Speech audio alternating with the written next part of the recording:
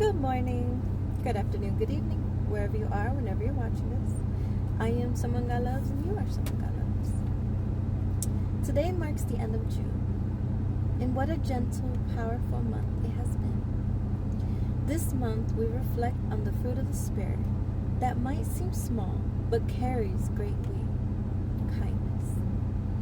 And if this world needs anything right now, it needs more hearts that are kind, hands that serve, and voices that speak life.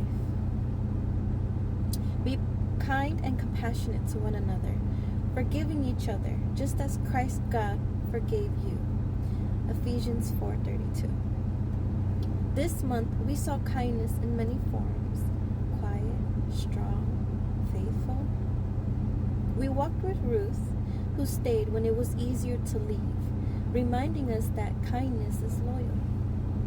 We sat at the table with David and Mephibosheth, where mercy made room for the forgotten. We saw the bold generosity of the widow of Zarephath, giving her last meal and receiving God's provision. We looked through the eyes of Jonathan, whose friendship with David was selfless and true. We wept with the joy when Dorcas was raised, remembered by the garment she made with love. We saw Jesus, the King of Kings, kneel to wash dusty feet, showing that kindness is humble.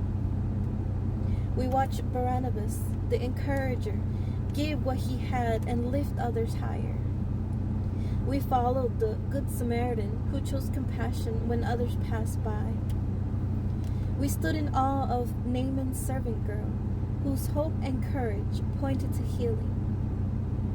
We leaned onto quiet devotion with Anna the prophetess, who never stopped waiting and worshiping. We learned from the persistent widow, whose faith refused to quit, because perseverance is kindness too. Sometimes kindness isn't grand or loud. Sometimes it's a whisper that says, I see you. Sometimes it's cooking for a neighbor, or listening when you're tired, or giving when you have little. Kindness is making space for others, even when life feels full. You don't have to be perfect to be kind.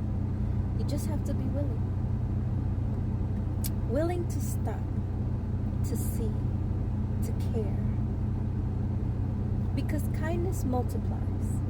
It touches hearts, shifts atmosphere, and brings people closer to the heart of God. So thank you for walking with me this month. As we turn the page into July, we open our hearts to something deeply connected to kindness: gratitude. We'll explore what it means to give thanks in all circumstances, to see the little blessings, to say thank you even when life gets hard, and to live like every breath is a gift. So come along with me. Our gratitude writing journal awaits. Remember, you are someone that God loves. Take care.